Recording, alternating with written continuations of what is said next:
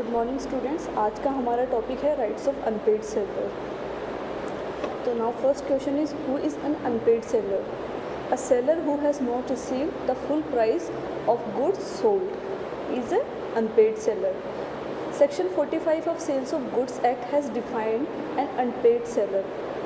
According to Section 45, the seller of good is deemed to be unpaid seller when the whole of the price has not been paid or tendered, and when a bill of exchange or other negotiable instrument has been received as a conditional payment and it has been dishonored.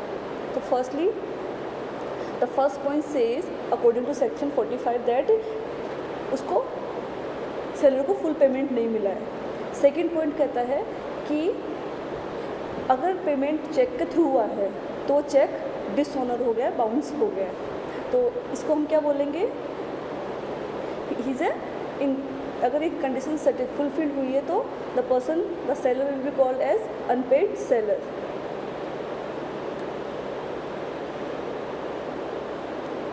Section 45 को fulfil करने के लिए कौन कौन सी conditions required है?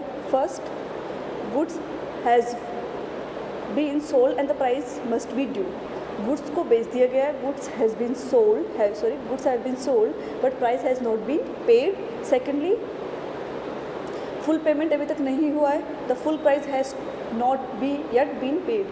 Third, a bill of exchange or other negotiable instrument, that is what the payment has been done through check or other mode.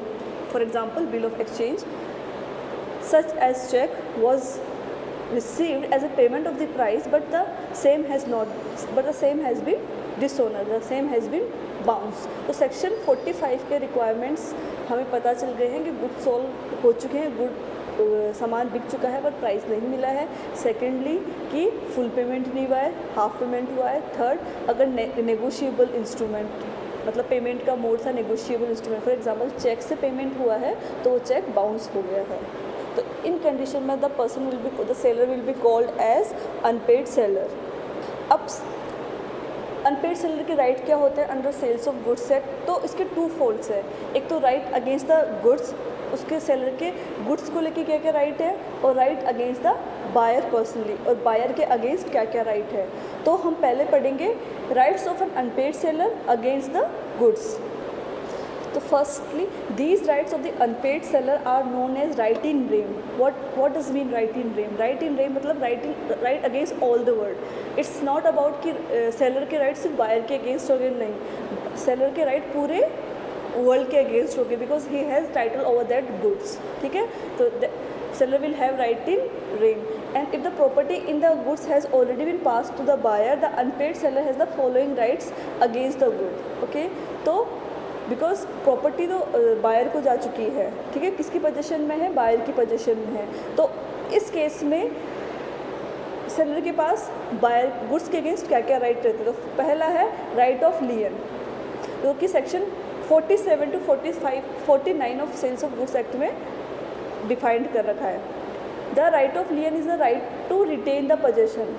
मतलब कि सेलर अपना पोजेशन, गुड्स का पोजेशन रख सकता है until the payment for the same is made. जब तक payment नहीं हो तब तक सेलर के पास राइट है कि वो पोजेशन का गुड्स को रिटेन कर सकता है. Such a right is available to the unpaid seller having possession of the goods and if the goods have been sold without any speculation, without any condition as to credit, और they have been sold on credit but the term of credit has expired. Such a right is also available in case of buyer has become insolvent. तो right of लियन का मतलब क्या होता है कि seller के पास राइट होता है गुड्स को पोजीशन का फर्स्टली, ठीक है, अगर पेमेंट रिटेन कर ले उसका पोजीशन, अगर उसका पेमेंट नहीं हुआ है. और अगर बायर इंसॉल्वेंट हो जाता है, बायर का बैंक दिवाला हो जाता है, तो इस केस में भी सेलर के पास राइट है, ये वाला राइट ऑफ लियन का एक्सरसाइज कर सकता है. तो नाउ रूल्स रिगार्डिंग लियन के रिगार्डिंग क्या क्या रूल्स है? फर्स्ट रूल है possession of goods is important to exercise the right of lien. possession होना चाहिए किसके पास, सेलर के पास, तभी तो वो गुड्स की डिलीवरी को रिटेन कर सकता है. Secondly, the right of lien is not affected even if the seller has parted with the document of title to the goods. मतलब अगर टाइटल, गुड्स का जो टाइटल था, ऑनरशिप थी, वो that has been pass to the buyer, but goods का position किसके पास है, अभी सेलर के पास है, तब भी राइट ऑफ लियन अप्लाई होगा. The position of the goods by the seller must not expressly exclude right of लियन. इसका मतलब है कि जो गुड्स का पोजीशन है सेलर के पास, वो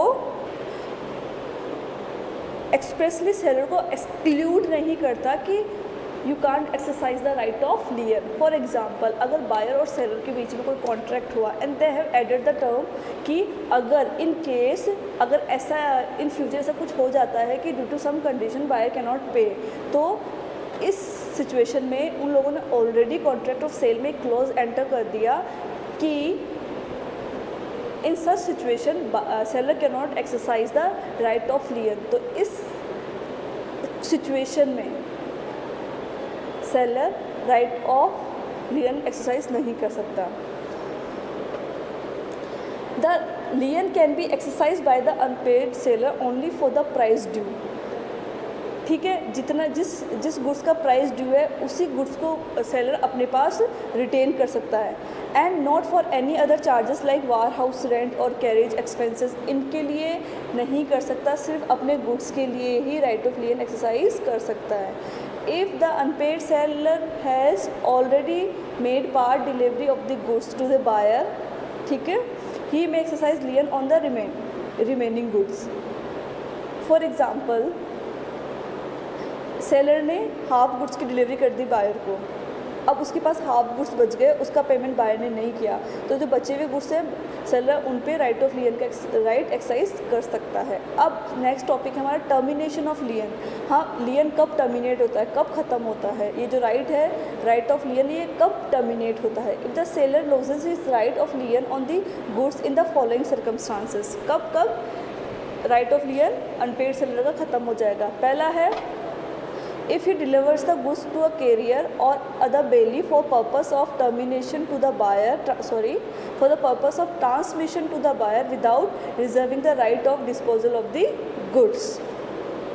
तो कब फर्स्ट है कि सेलर अपने गुड्स किसी कैरियर के थ्रू उन गुड्स को बायर को ट्रांसमिट करवा देता है, तो सेलर का राइट ख़त्म हो जाता है.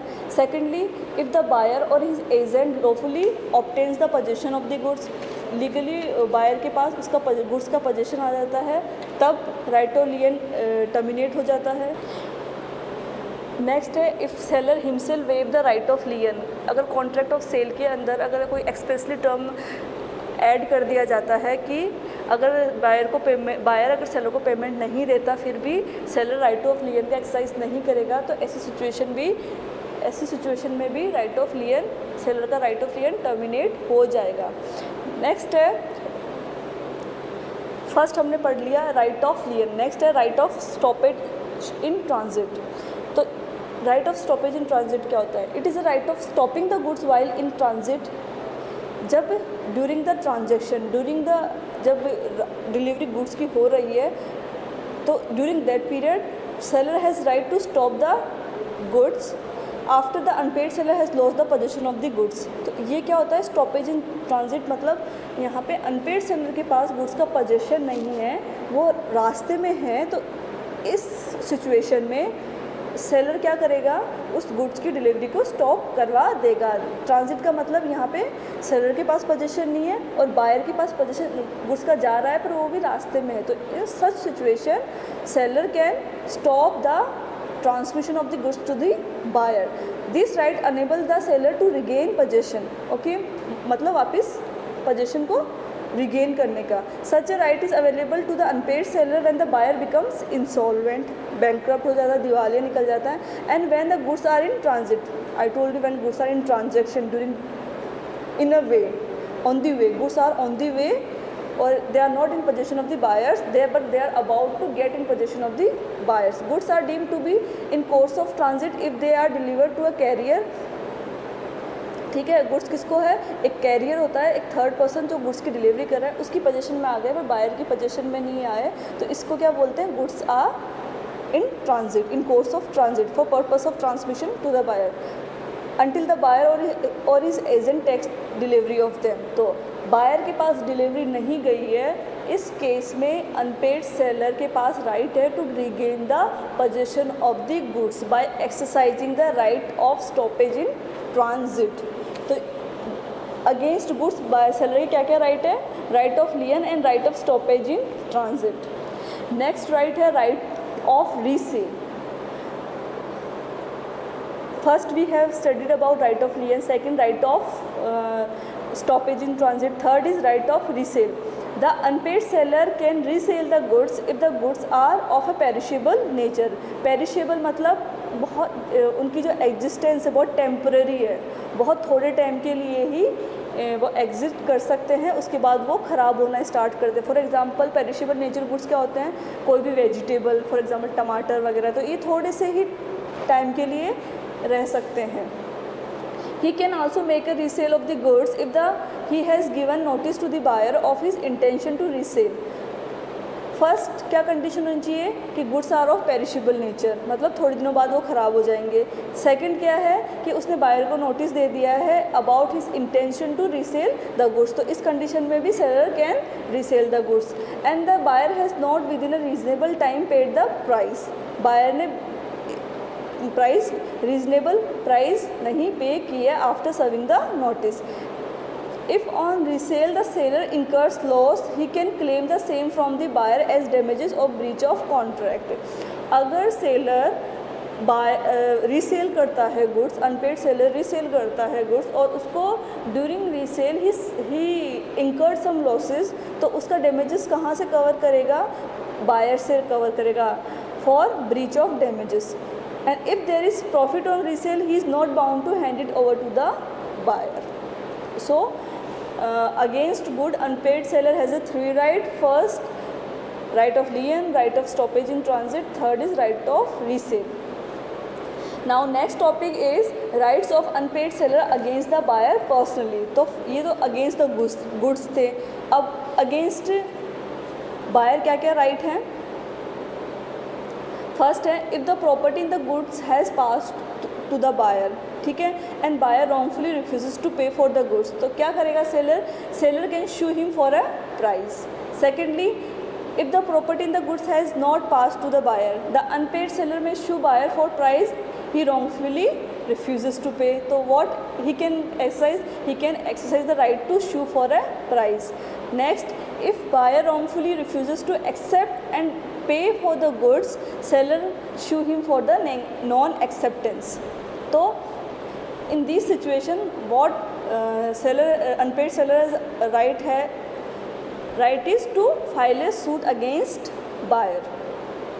Next is if a buyer abandons the contract before the date of delivery. अगर buyer relinquishes the contract before the date of delivery, the seller may treat the contract as existing and wait till date of delivery, ठीक है, and he may treat contract as cancelled and sue the buyer for damages for breach. तो यहाँ पे buyer relinquish कर रहा है contract को before the date of delivery, ठीक है. अब सेलर क्या कर सकता है, सेलर या तो मान सकता है कि कॉन्ट्रैक्ट जब तक till the date of delivery उसको मान सकता है कि कॉन्ट्रैक्ट अभी भी एग्जिस्टिंग है, या फिर वो कॉन्ट्रैक्ट को कैंसिल करके उसको बायर को शू कर सकता है. Next is if there is a specific agreement between the seller and buyer as to interest on the price of the goods from the date on which payment becomes due. तो इसमें इस situation में क्या होगा, the seller make recover interest from the buyer and if there is no such agreement the seller may charge interest on the price when it becomes due from such day as he may notified to the buyer. So what here seller can sue buyer for interest. That's all for today. Thank you.